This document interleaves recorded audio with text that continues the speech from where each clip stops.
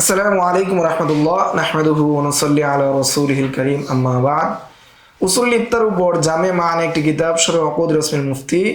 এই কিতাবের কায়দাগুলো নিয়ে আমরা আলোচনা করছিলাম, উসুল নিয়ে আলোচনা করছিলাম। গত দর্সে আমরা 1 নম্বর উসুল নিয়ে আলোচনা করেছি। এই দর্সে আমরা 2 নম্বর উসুল নিয়ে আলোচনা করব ইনশাআল্লাহ। তো 2 নং উসুল, দ্বিতীয় উসুল। এই উসুলের নাম্বারগুলো মূলত আল্লামা শামী বা ইবনে আবিদিন রহমতুল্লাহি আলাইহি তার কিতাবের মধ্যে তিনি নাম্বার উল্লেখ করেননি বা উসুল শব্দ দিয়ে উল্লেখ করেননি। এটা মূলত আমাদের আকাবিরগণ তারা কি করেছেন সেটাকে বের করেছেন। তাহলে আমরা এখানে 2 নম্বর উসুল পাচ্ছি, সেটা হলো আউকানা যাহিরু রিওয়ায়া ওয়ালাম ইউরাজ্জিহু খিলাফা যালিকা ফাআলা।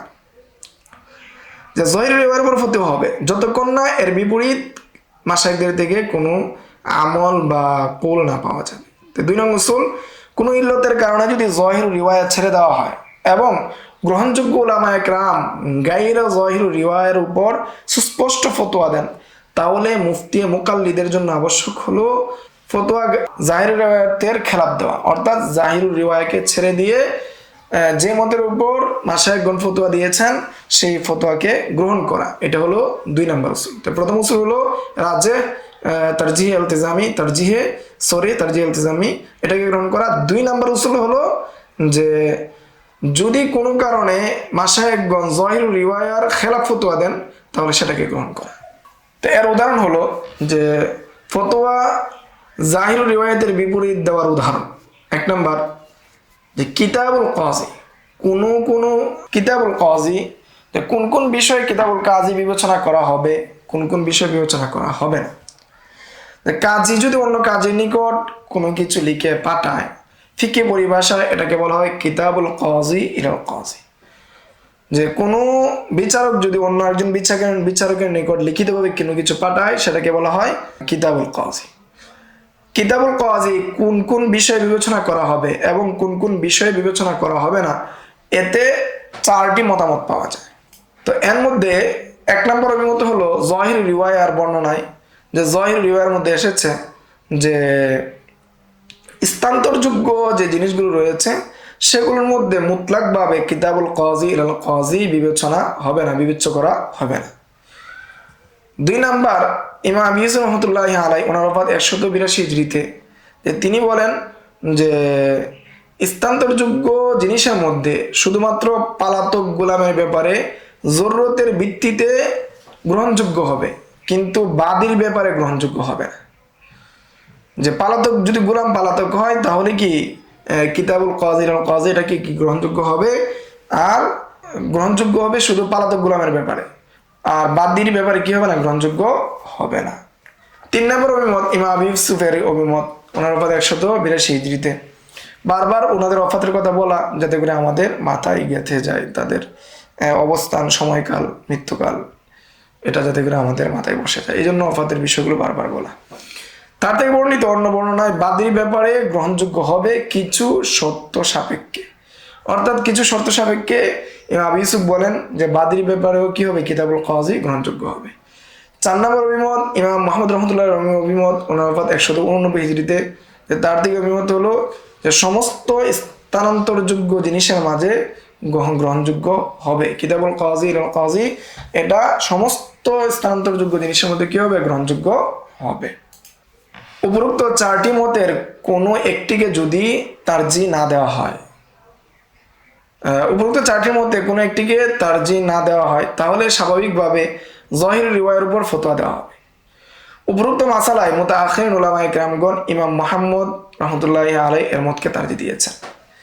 তো ইমাম মুহাম্মদ রহমতুল্লাহি এর মতটা যদিও কি এখানে যাহির রিওয়ায়ার মতের মতো হয়নি, তারপরে যেহেতু মুতাআখিরিন উলামায়ে কেরামগণ তারজি দিয়েছেন, অর্থাৎ সমস্ত স্থানান্তরযোগ্য জিনিসের ক্ষেত্রে কিতাবুল কাজী কি হবে, গ্রহণযোগ্য হবে। এই জন্য এটাকে গ্রহণ করতে হবে, এই জন্য মুফতি সাহেবের জন্য আবশ্যক হবে মুতাআখিরিন উলামায়ে কেরামগণ যে মতটিকে গ্রহণ করেছেন সেটার উপরই কি দেওয়া, ফতোয়া দেওয়া। 2 নম্বর উদাহরণ, যে সুফার দাবি করা এবং এই ব্যাপারে সাক্ষী রাখার পর প্রতিপক্ষ হওয়ার দাবি যতদিন বর্জন করে থাকুক, যাহিরুল বর্ণনায় তা বাতিল বলে গণ্য হবে। অর্থাৎ কোনো ব্যক্তি সুফার দাবি করলো, মানে তার প্রতিবেশী একজন কি করলো, জায়গা বিক্রি করছে, এমন অবস্থায় সে বলল যে আমি কি এটা হককে সুফার অধিকার, আমার হককে সুফার রয়েছে, সেটা দাবি করলো এবং এই ব্যাপারে সে সাক্ষীও রাখলো। সাক্ষী রাখার পর সে নিজে বাদী হলো না, যে মামলা করলো না, অথবা এটাকে নিয়ে এসে কি করলো না যে আমার কাছে বিক্রি করো, এই বিষয়ে কিছু বললো না, না বলে কি করলো সে মানে চুপ থাকলো। তাহলে তার এই চুপ থাকার মাধ্যমে কি হবে না, তার হককে সুফা বাতিল হবে না। যদি আরেকজন কিনে ফেলে এই কেনাটা কি হয়ে যাবে, বাতিল হয়ে যাবে। এটা হলো প্রথম অভিমত। এই উপরোক্ত মতামত অর্থাৎ বাতিল হবে না, এই মতামতটা ইমাম আবু হানিফা থেকেও পাওয়া যায় এবং ইমাম আবু ইউসুফ থেকেও কি পাওয়া যায়। অর্থাৎ শুধু কি সাক্ষী রাখলে যথেষ্ট হয়ে যাবে। 2 নম্বর অভিমত ইমাম মাহমুদ রহমতুল্লাহ অভিমত, যে তিনি বলেন, এবং ইমাম জুফার রহমতুল্লাহ অভিমত, তারা বলেন যে সুফা দাবি করার পর এবং সুফার সাক্ষী রাখার পর প্রতিপক্ষ হওয়ার দাবি 1 মাস পর্যন্ত যদি বিলম্ব হয় তাহলে সুফা বাতিল হয়ে যাবে। অর্থাৎ 1 মাসের ভিতরে সে বলতে হবে আমি টাকা দিচ্ছি, আমাকে কি জায়গা দাও, আমি কিনবো। সে যদি না দিতে চায় তাহলে সে কি করবে, কোর্টে বা আদালতে মামলা করবে। এটা আমাদের বর্তমান যে দেশীয় আইন আছে সেই আইনের মধ্যেও কি প্রযোজ্য হককে সুফা। তাহলে 1 মাসের ভিতরে যদি সে দাবি করে তাহলে গ্রহণযোগ্য হবে। 1 মাসের পরে যদি আবার সে দাবি করতে চায় তাহলে সেটা গ্রহণযোগ্য হবে না। তাহলে ইমাম জুফার রহমতুল্লাহ এই মতামতের উপর কি দিয়েছেন, ফতোয়া দিয়েছেন জহিরুল রিওয়ায়কে। আর এই যে মাসালা অর্থাৎ হককে সুফার বিষয়টা, এটা ইমাম মুহাম্মদ এবং জুফারের মতের উপর ফতোয়া দেওয়া হয়েছে। ইমাম আবু হানিফা এবং কি ইমাম আবু ইউসুফের মতকে ছেড়ে দেওয়া হয়েছে, জহিরুল রিওয়ায়কে ছেড়ে দেওয়া হয়েছে। কারণ এখানে কি হবে, না হলে ক্রেতা বিক্রেতার কি হবে, লোকসান হবে, ক্ষতি হবে, বা এই সুফার বিষয়টাকে নিয়ে মানুষ কি করবে, টালবাহানা করবে, মানুষকে কষ্ট দিবে।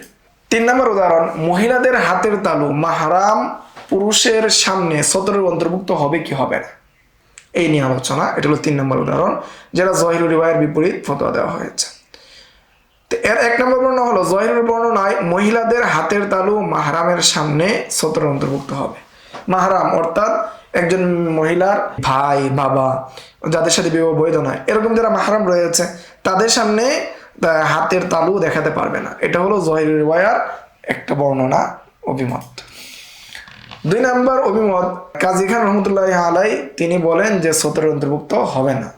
এবং শরে মুনিয়া, মুহাদ্দিদ বুরহানি, শরীফুল আলী ছাড়াও অন্যান্য কিতাবে এই মতের উপর ফতোয়া দেওয়া হয়েছে। এই মতের উপর যেহেতু ফতোয়া দেওয়া হয়েছে, এই জন্য একজন মুফতি সাহেবের জন্য আবশ্যক হলো, যদিও এখানে জহিরুল রিওয়ায়াতের উপর ফতোয়া দেওয়া হয় নাই, বরং তার বিপরীত রিওয়ায়াতের উপর ফতোয়া দেওয়া হয়েছে, তবে এই মতকে তারজিহ দিতে হবে, এই মতকে আবশ্যক করতে হবে, এই মতের উপর ফতোয়া দিতে হবে। জহিরুল রিওয়ায়া ব্যতীত যদি জহিরুল রিওয়ায়াত বিপরীতে যদি কোনো মাশায়েখগণ অন্য কোনো মতকে প্রাধান্য দিয়ে থাকেন, ওই মতের উপর ফতোয়া দেওয়ার উদাহরণ সম্পর্কে সংক্ষিপ্ত আলোচনা। এই দর্স এ পর্যন্তই। আসসালামু আলাইকুম ওয়া রাহমাতুল্লাহ। يؤتي الحكمة من يشاء ومن يؤت الحكمة فقد أوتي خيرا كثيرا وما يذكر إلا أولو الألباب